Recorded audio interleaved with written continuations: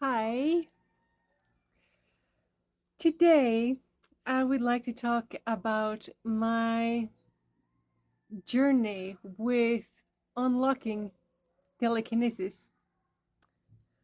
Sounds very weird, I know, but um, I've had experiences with extraterrestrial beings, and that completely altered my brain chemistry.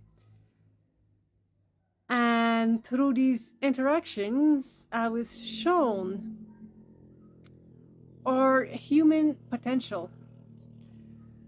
And that journey has been happening for many years now, and I've never really told exactly publicly how these ETs came into my life. And I may start to do so, just start sharing my extraterrestrial interactions journey. But in today's video, particularly, I want to make it about unlocking abilities such as telekinesis because I do believe all us human beings can. We just we're just not in an environment that allow us to explore these spaces. So let's start, shall we? It was in 2019 when I was in Nova Scotia that I first saw my spaceship landing.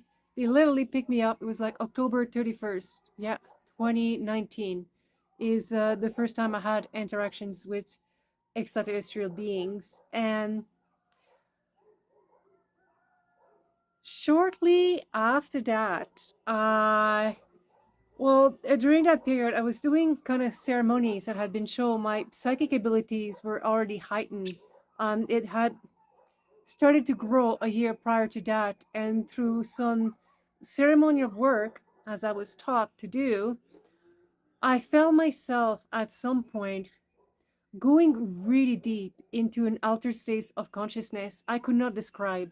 We know what being awake feels like. We know what sleeping feels like. We know dream space and even discerning when we're dreaming or if we are in the astral planes, it feels different.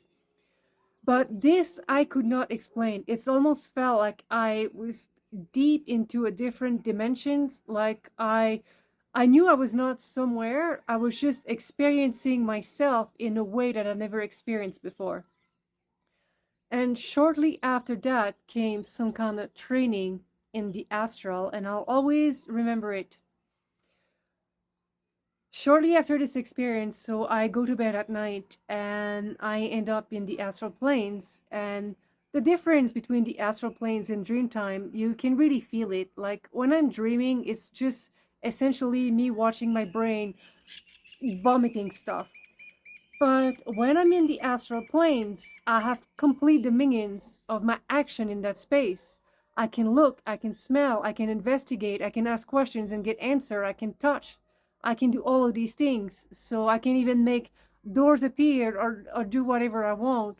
So there is definitely a difference. And what I saw in that space is like there was a red curtain and I could see like objects. One was just like a glass, something very light. Then there was a guitar amplifier, which is quite heavy. And then there was a basket with kittens in it. And I knew the kittens had a Lyran energy, and the Lyran are a race of extraterrestrial beings who have been assisting humanity for thousands and thousands of years now. So essentially, I could feel all of these objects with my mind.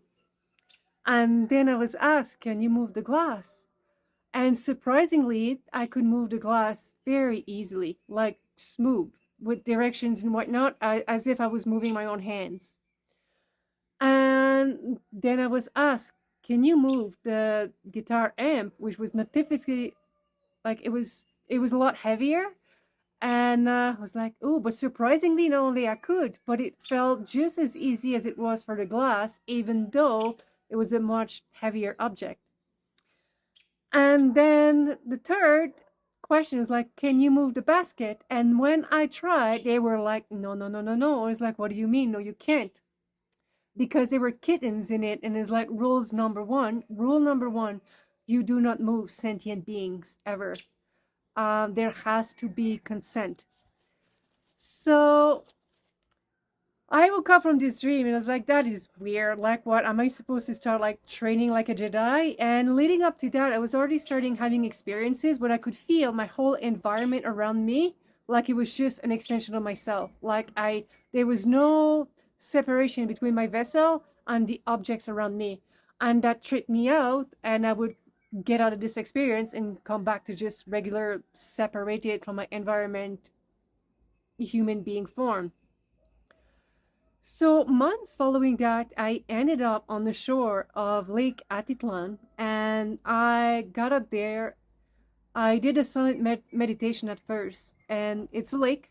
It's surrounded by volcano. One of them is active. You can see like fire spit out almost like 24/7. And at some point, I had a vision while meditating, and I could see an old man sitting on a flying carpet moving across the lake like very rapidly, and it says, I'm in consciousness, you need to integrate, like you need to come and integrate me.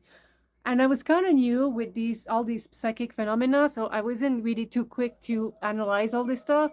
I didn't know really what that meant, but I was given a password, and I was like, that's interesting. So again, another few months go by, and I end up having to go climb a mountain because the mountain protects the lake, and there's a Mayan altar at the entrance of it. And it was during COVID, it was lockdown. It's not supposed to be there, but I've been shown the spot in my meditation, and they're like, this is where the spot you need to find. Don't worry, we'll protect you. You won't get arrested. You just need to go, and you need to go that day, and you need to leave the house first thing in the morning, is how I felt. And it's not like I'm being bossed around here. It's just I'm saying it like if I was told, but really you just feel an energy that I had this thing I have to do and I cannot do it. Like it's almost like needing to go to the bathroom or something. Like trying not to do it creates stress and anxiety and our nervousness. Like you had this energy to move and do something, and I knew I had a mission that day. So I climbed a couple of hours up in the mountain, and finally I reached the spot, and I'm like, this is it.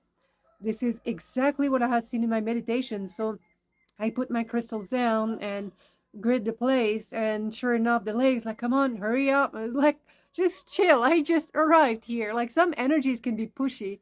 But anyways, I say the password, and I can feel myself integrating the consciousness of this older man that I've seen flying on the magic carpet ride. But I still did not know exactly what that meant until another meditation further down the road. And this is where things got really, really interesting.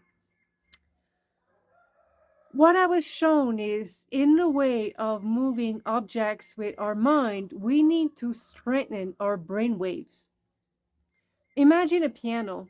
When you take a piano and you hit a key, there's a hammer that hits a string. And if it was only that, you wouldn't really you wouldn't really hear noise because it needs a metal frame in the back, a metal board just close to the string, close enough that when the hammer hits that string, the metal board actually reverberate and amplify the sound, which makes it a lot louder. And essentially this is what I was shown, that I had developed this kind of a metal board. And how is this possible? He says, in order to do this, you would need to meditate in a cave for like 30 years. But there's no time for you to go meditate in a cave for 30 years. And not only that, you don't have to. You just have to integrate the consciousness of someone who has a past life, who meditated for 30 years, and then you're good to go. And this is essentially what happened, and why I was guided to do this work with this older consciousness. Lake Atitlan is very special because there is like a temple at the bottom of the water, and the water appeared 80,000 years ago. So to even fathom that it could be a temple in this location would have been to be at least 80,000 years old. And if you read Lemurian text, you see that it was a Lemurian practice to actually bury old temples in water before they left to kind of preserve the energies and also hide the relics of it. And this is exactly what Lake Atitlan is. It's a lake that was formed through some kind of event 80,000 years ago that flooded the area among these volcanoes, and now it's there. So another thing now, yeah, that's a lot. Let's backtrack a little bit. So this is essentially what happened, having to download or remember the consciousness like a past life. And I don't claim past life as my own. I don't believe in that. I feel like if I connect with a past life is because there's a resonance with my current life, or this particular life can help me. It's just like going to the biblioteca and the library and borrow a or read a biography from somebody else, and you learn a lot from this person's lives.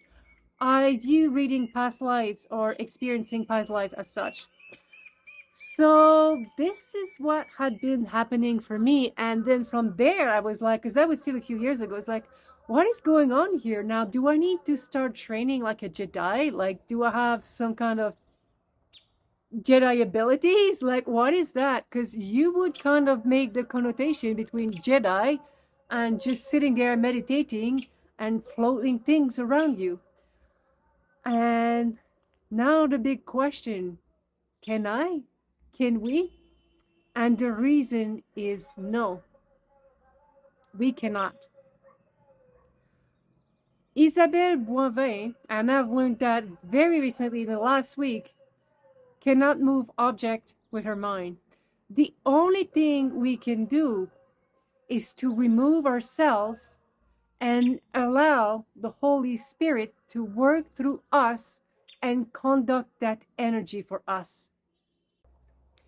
So, what happened in the last week is I had Abraham showing up in my space. And yeah, the Abraham who was the first dude to download tablets on the cloud. And he came and he had a little chat with me because Abraham actually performed a lot of miracles.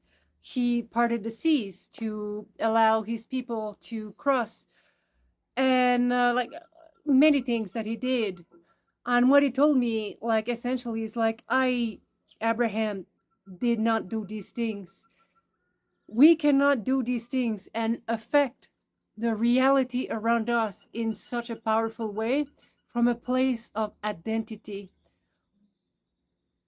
Ego can be a very tricky thing in that space and can create chaos, because even if you think like, but oh, I want to do good, we can only ever do good according to what we think good is, and that can still be very toxic for our environment.